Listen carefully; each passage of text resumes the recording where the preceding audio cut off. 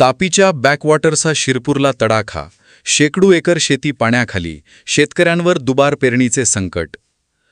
धुळे जिल्ह्यातील शिरपूर तालुक्यात तापी नदीच्या बॅकवॉटरमुळे शेतीचे अतोनात नुकसान झाले असून पिंपरी, कुरखळी आणि सावळदे या तापीकाठच्या गावांना पुराचा सर्वात मोठा तडाखा बसला आहे. गेल्या 2-3 दिवसांच्या संततधार पावसानंतर नदीच्या पुराचे पाणी थेट शेतात शिरल्याने परिसरातील शेकडो एकरांवरील कापूस, मका, सोयाबीन आणि बाजरीची खरीप पिके पूर्णपणे जलमय झाली आहेत. चांगल्या पावसाच्या आशेने कर्ज काढून आणि महागडी बियाणे खरेदी करून पेरणी केलेला बळीराजा या अस्मानी संकटामुळे पूर्णपणे हवालदिल झाला आहे आणि त्याच्यावर आता दुबार पेरणीचे मोठे आर्थिक संकट ओढावले आहे. पाणी ओसरल्यानंतर ही उभी पिके कुजून जाण्याची दाट भीती शेतकऱ्यांकडून व्यक्त केली जात आहे.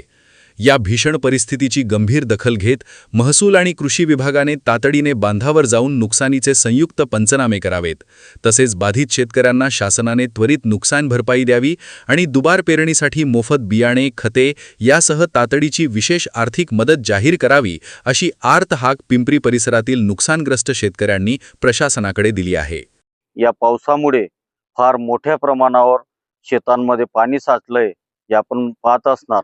आणि या पाणी साचल्यामुळे आणि खूप मोठ्या प्रमाणावर पाऊस आल्यामुळे आमच्या गावालगत 1 ते 1.5 किलोमीटरवर तापी नदी आहे आणि तापी नदीमध्ये खूप मोठ्या प्रमाणावर पूर आल्या कारणाने तो पुराचा फटका आमच्या शेतांना बसलेला आहे. आणि 100-150 एकर जमीन ही आमची या पाण्याखाली गेल्यामुळे आणि हे पाणी 48 तासापेक्षा अधिक आमच्या शेतात राहिल्यामुळे पिकांचं पूर्ण नासाडी झाली आहे. आणि हे पाणी शेतातून ओसरल्यानंतर, हे पाणी गेल्यानंतर सगळी पिकं ही कुजलेल्या अवस्थेत राहतील. यामुळे आम्हाला दुबार पेरणीचं फार मोठं संकट आमच्या सगळं शेतकरी बांधवांवर आलेलं आहे.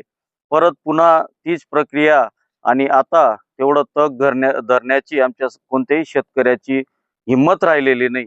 कारण हा तापी काठाच्या पूर्ण परिसरामध्ये सगळी शेती आमची पाण्याखाली गेली. त्याच्यामुळे जे खरीपाचे पिकं आहेत, कापूस असेल, सोयाबीन असेल, मका असेल, बाजरी असेल, ही सगळी पिकांची नासधूस झालेली आहे. तर आमची विनंती एकच राहील, मायबाप शासनाने आमच्या या समस्येची दखल घ्यावी आणि आम्हाला त्यांनी परत या आमची शेतकऱ्याचे जे कंबरडं मोडलेलं आहे, परत उभं राहण्यासाठी त्यांनी आम्हाला आधार द्यावा, ही शासनाला आमच्याकडून विनंती.